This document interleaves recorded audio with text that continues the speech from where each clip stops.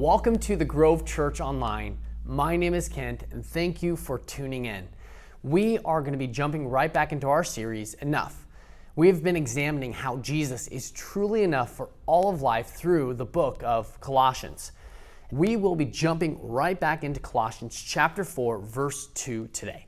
So grab your phone, your Bible, or just follow along right here on the screen. You know, the other day I woke up and I felt totally apathetic. And nothing to do with all the things that have been swirling around my mind or our world these days. And if all of what's happening doesn't make you anxious, it probably makes you apathetic. Or how I like to say, just pathetic. You know, I woke up thinking about what should I do today? And what I came up with was a blank. Not to say I didn't have work to go to do or a honey-do list from Danielle, but this was a more existential crisis. It was a funny situation because every day I get up, but I never ask myself, what am I going to be about that day? I just do, without thought, without intention, and oftentimes without passion. So what exactly came to my mind that morning? It was this question: what should I be about today? You know, as I go about my day, what should I be the default of my doing? When I'm not selling real estate, or even when I am, what should give me purpose and meaning? Because nothing that's on the news, Netflix, the thing I just bought on Amazon, or the next time I get out of town is going to bring me purpose and meaning. I was designed to experience. Okay, right now you're going to pause the video and discuss this question with those around you.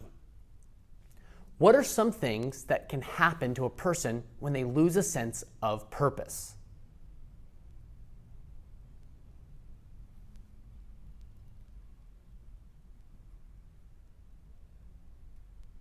As we turn to Colossians 4, verses 2 through 6 today, we will see that God calls all of us to live with purpose in this new life in Jesus. See, Paul is going to give us 3 callings that all of God's people have to help us experience new life in Jesus with purpose. We just ended 3 weeks looking at the implications of the new life when it comes to marriage, kids and parenting, and work. Now Paul ends with a general call on all followers of Jesus. Now let's take a look at verse 2 of chapter 4. Continue steadfastly in prayer, being watchful in it with thanksgiving. I love how Paul encourages the Christians in Colossae to continue in prayer. There's this whole idea of praying out there that makes it seem like prayer can only be done at specific times of day.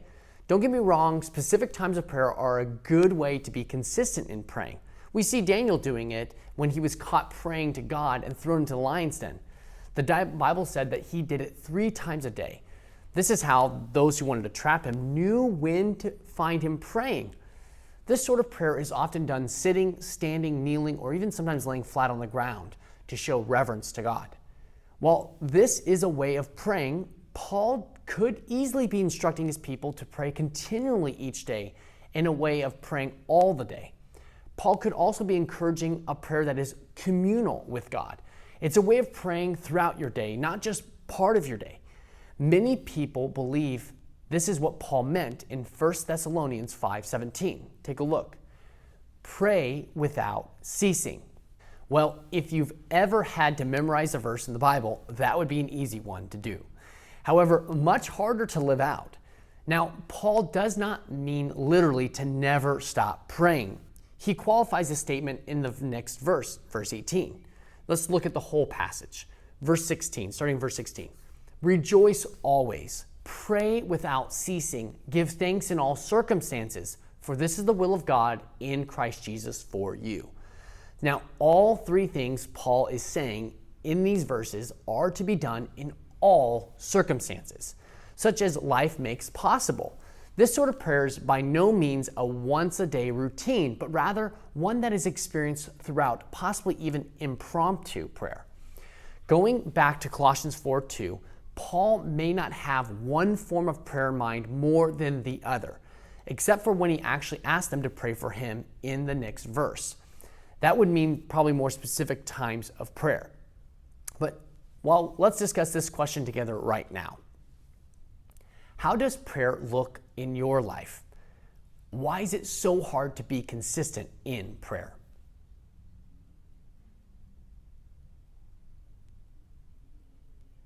Now, you may from time to time have been made to feel like, or even felt like, prayers for religious people that think highly of themselves and just want to impress others.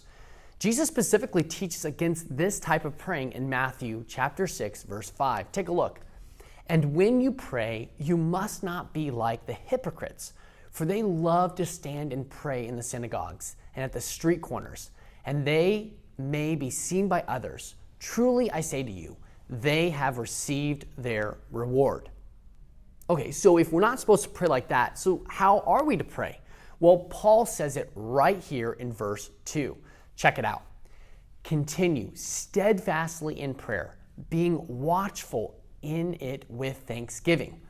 This idea of watchfulness has to do with diligence. So if you are prone to fall asleep while praying, then don't lay down, right? Paul is calling them to be alert in prayer with thanksgiving. That's not the holiday. Thanksgiving is the outward expression of gratitude to God the Father for having acted so graciously and decisively in His Son on their behalf. Here we come to our first calling of our passage that brings purpose to our lives. God's people are to be in prayer with a grateful heart. God's desire is for prayer to be a real and personal connection between Himself and us. This connection fills us with purpose as we go about our day. So how do we form that connection? Well, I believe Jesus actually outlines the components in prayer in Matthew 6. So let's check out verse 6 of Matthew 6. But when you pray, go into your room and shut the door and pray to your Father who is in secret, and your Father who is in secret will reward you. Jesus here is not saying that you can never pray outside your home. He's illustrating a proper way of praying compared to the improper way the religious elite were praying back in verse 5. Well, he continues in verse 7. And when you pray, do not heap up empty phrases as the Gentiles do, for they think that they will be heard for the many words. Do not be like them, for your Father knows what you need before you ask Him. God is not going to hear you because of your many words, or that you say them louder, or you say them frequently. God sees the heart and longs for His people to connect with Him. So how do we do this? What are the components of prayer? Well, Jesus gives them here right in this passage called the Lord's Prayer. Jesus is going to tell us how to pray. And He's going to tell us to pray like this. Now, He's not saying pray this. We are not to just pray what Jesus prays. We are to see how He models prayer, and then we are to do likewise. So let's see these components in verse 9. Pray like this: Our Father in heaven, hallowed be your name. Here we see the first component of prayer, worship. Not just vague, out there worship, but specific adoration of God, our Father. Jesus says hallowed. Now, that's a weird word, but it's a cool word because it means honor as holy, set apart. This is the very thing our worship needs to do: lift God up as God and us as His creation. We praise Him, we honor Him as completely other. Our thoughts are not His thoughts, our ways are not His ways. His ways and thoughts are higher than our ways and thoughts. And this is what makes God holy and deserving of worship. Jesus continues here in verse 10. Your kingdom come, your will be done, on earth as it is in heaven. What a beautiful prayer. And here we see the second component of prayer, submission. This is such an important part of prayer. Whatever we are praying, we for sure should always have it being done in a willingness to submit to God's decision, to His outcomes. He's not our genie. He's not here to grant us our wishes. We need to remember that in our prayers. Check out verse 11. Give us this day our daily bread. The third component of proper prayer is trust in God. He will provide. We need to rightly align our hearts to seek our needs from His hands. He's the provider. He's the one we can trust. Trust in Him. Verse 12. And forgive our debts as we have forgiven our debtors. Jesus shows us that we can and ought to use confession in our prayers. This is right. God's not looking for us to show off or put on a show for him when we confess. He knows us better than we know ourselves. We need a healthy amount of confession and then forgiveness. And this forgiveness that God has given you should be given to others, and it gives us boldness to do that. This also includes forgiving ourselves. Look down at verse 13. And lead us not into temptation, but deliver us from evil. The fifth and final component of prayer is request. We sometimes call these supplications. Jesus didn't even need to model this for us because we do tend to make requests most of our prayers. However, we should not feel bad for making requests of God because he is our Father. He loves us and he wants to hear our prayers. Jesus even started his requests back in verse 11, making them 3/5 of the entire prayer. We just need to remember to make sure we're adding in different components into our prayers and not relying on one component more than another. Let's discuss this question together. What impact has prayer made in your life? Is there one component that is harder for you to incorporate in your prayers?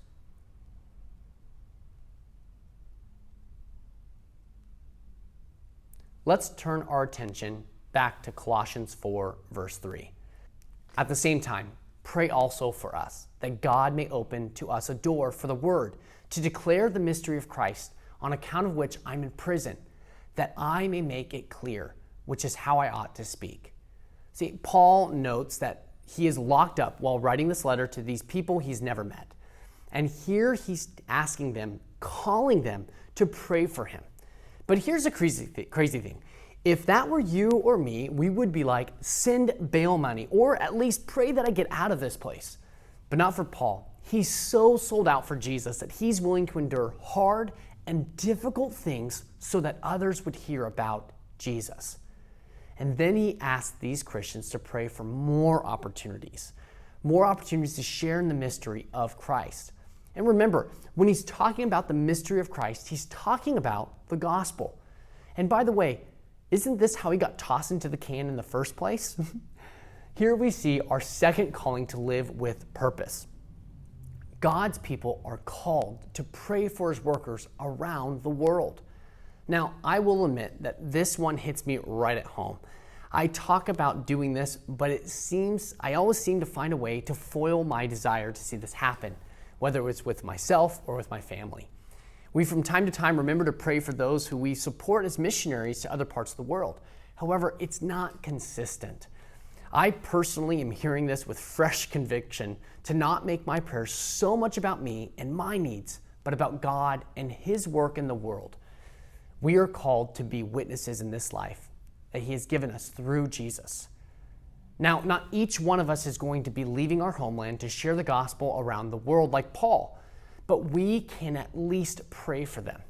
However, each of us is called to make Jesus known to those around us. So let's take a look at what he says in the next verse, verse 5. Walk in wisdom toward outsiders, making the best use of the time. Now, the idea of walk here has to do with the way you live. It's the decisions you make. It's the way you live your life. Here, Paul is exhorting his audience and us to make wise choices throughout our lives, but specifically as we are around outsiders. So who are these outsiders? Well, an outsider is someone who is not part of the believing community, who has not believed in the gospel of Jesus yet. Now, the word outsiders does not carry a negative connotation, as it might seem to have. It's an acknowledgement that people who have not yet believed in the gospel will not fully grasp everything we do. In fact, for the early Christians, they were actually seen and called atheists. They were people who did not believe in the Roman or Greek gods. So the culture around them didn't see them as believing in God. The general population might have even been fearful of these new Christians. So Paul tells them to walk wisely and make the best use of their time. This call to make the best use of time best use of the time is probably the hardest part of this entire passage. It asks us this question: how do you use your time? Are you making the most out of it? Are you living with a purpose or just existing? Now, we don't want to make everyone feel bad for the way they use their time, nor are we going to be checking in on everyone and see how you're using your time. No one's got time for that. This question is introspective by nature. It makes you face the facts of how you believe and you say you should use your time. Then it challenges you with the reality of how you actually use your time. So let's discuss this question together now. What are some current time wasters in your life?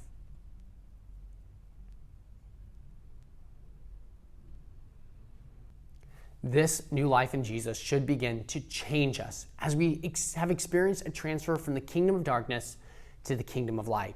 As we've moved from death to life, we now get to put on the new self that is being renewed in the knowledge after the image of its creator. This is living your life in such a way that people begin to wonder, what happened to you? Then you know you are living and walking wisely. When you begin to walk wisely, then people begin to ask questions because our lives can make Jesus more attractive. Well, why? Because people are seeing the characteristics of Jesus in us, the new life. Paul wants us to take advantage of every chance to point others toward this new life in Jesus. Here's the third calling that Christians have on themselves today. God's people are called to make Jesus attractive outside the church. Look at what he says in verse 6. Let your speech always be gracious, seasoned with salt, so that you may know how you ought to answer each person. When you walk wisely, demonstrating the transformation that Jesus has done in your life, people will ask questions. They want to know what's going on in your life, what's changed. This is a great opportunity to tell them who is responsible for the change. It's Jesus and the new life he gives freely to all who believe. It's through this that we will make Jesus more attractive to those outside the church. Now I have to ask, are you walking in a way that causes others to ask you what's different? Here is some truth for your day. Some people will ask with genuine hearts and sincerity. However, others do it out of jest or even anger. They can seem harsh and mocking. Now, Paul warns not to respond in the same kind of way that they are. We are to be gracious, like having something seasoned with salt. It makes it better. It's easier to eat. Now, have you ever had unsalted fries? Now, I'm personally trying to kick this habit, but hot, properly salted fries are to die for. It's amazing how without salt, they are just cut up hot fried potatoes that you would gladly throw away rather than burn your mouth. Yet with salt, you savor every last bite. Well, I know where I'm gonna go eat for lunch. When we season our words with grace and kindness, being patient toward those around us who ask us why we live and believe what we do, then your answer is more palatable. In fact, without grace, your words are more likely to be thrown away and discarded. However, with grace, your words may linger and penetrate the hardest of hearts. Today, we saw God's call on all of us to live with purpose in this new life in Jesus. Each of us is given 3 callings to experience new life with purpose. First, we saw that prayer with a grateful heart fills us with the connection we need to live with purpose now. Second, we were encouraged to be not too focused on our own needs, but for the mission God is on all over the world. And third, as we live out our new life, we are to do it in a way that makes Jesus more attractive to those who have not yet believed in his name. Let's take these verses with us into our next week and live with purpose for God. Thank you for tuning in, and we will see you next week.